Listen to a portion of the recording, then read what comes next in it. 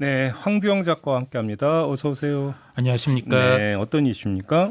네, 2021년 6월에 부산대병원에서 의사 간호사들에게 반복적으로 메스를 던진 사건 기억하십니까? 메스를 던졌다. 네네. 어, 그때 당시 사건을 고발한 5명의 간호사는 해당 의사가 그 외에도 의료 장비를 바닥에 던져 간호사에게 줍게 하거나 인간지능을 가졌는지 궁금하다고 말하는 등 심각한 수준의 폭력과 갑질을 했었다 이렇게 증언했습니다. 한두 명도 아니고 5명의 간호사들이. 예. 당시 노조는 해당 교수의 해임을 요구했었는데요. 부산대병원도 진상을 철저히 밝히겠다고 했고 해당 의사도 사과해서 문제가 일단락 되겠구나 이렇게 생각하고 넘어갔었는데 1년 넘게 지난 지금 해당 의사가 검찰에서는 불기소, 대학에서는 경징계인 견책 처분만 받고 끝난 것으로 확인되었습니다. 그래요? 아니 메스까지 집어던졌는데. 네, 오, 저도 잘 이해가 안 되는데요.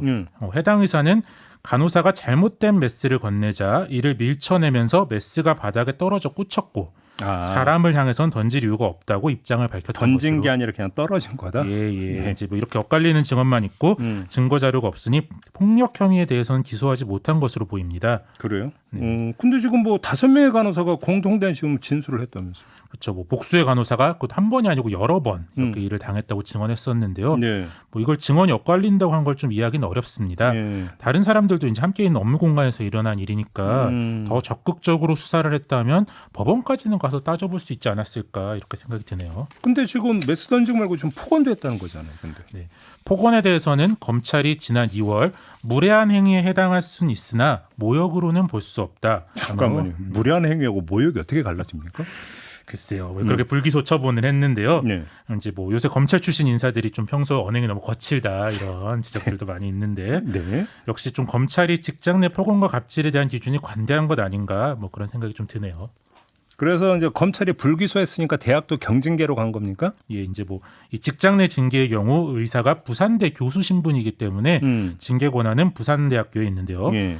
부산대 병원이 특별 감사를 해서 중징계하라고 부산대에 권고는 했는데 예. 부산대에서는 검찰도 불기소했으니 경징계할 수밖에 없다 이런 결정을 내렸습니다. 아니 소속 병원에서 중징계하라고 했는데 대학에서 경징계를 굳이 왜 이렇게 해야 되는 겁니까?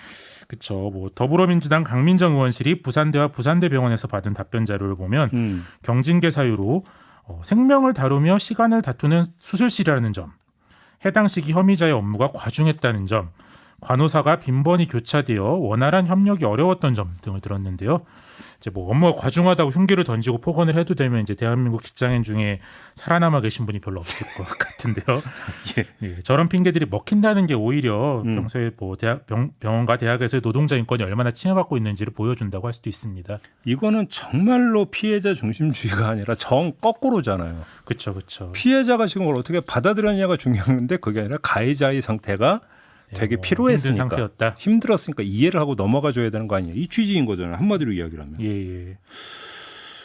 근데 아무튼 5명이나 힘을 합쳐서 증언하기까지 이것도 쉬운 일이 아니었을 텐데 이렇게 되어버리면 앞으로 누가 증언이나 뭐 이런 얘기 하겠습니까?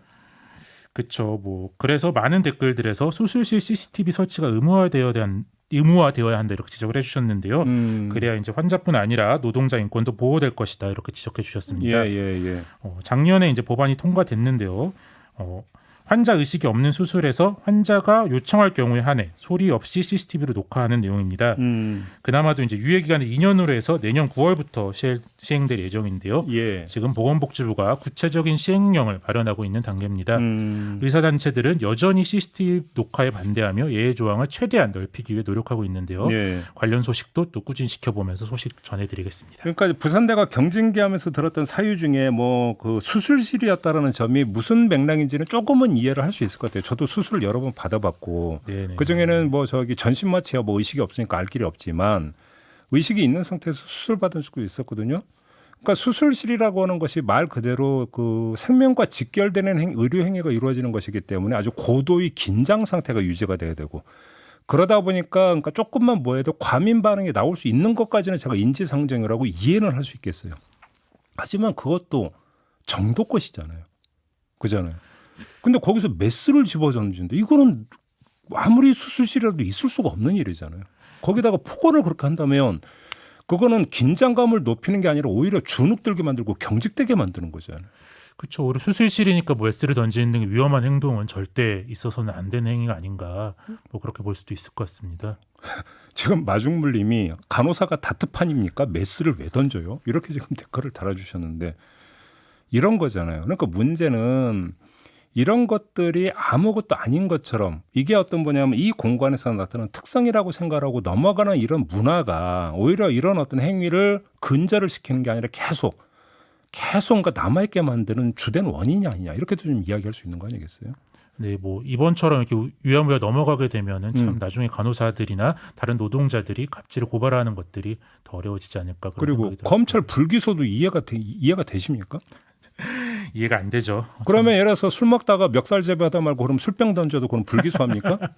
아니 그러니까 비교하면 그렇게도 비교될 수 있는 거잖아요. 그렇죠. 뭐 환자 뭐 피의자의 상태가 안 좋았다 뭐 그렇게 그러면 넘어갈 수 가서 있는 게 검찰 아니죠. 가고 내가 던진 게 아니라 그러니까 신랑에다 떨어진 거다 그러면 다 봐줍니까 검찰에서? 네. 좀 이해가 안 돼서 납득이 되십니까? 참 준비하면서 이해가 안 되는 사건이었습니다. 아이고 알겠습니다. 마무리하죠. 황도영 작가 수고하셨습니다. 예, 감사합니다.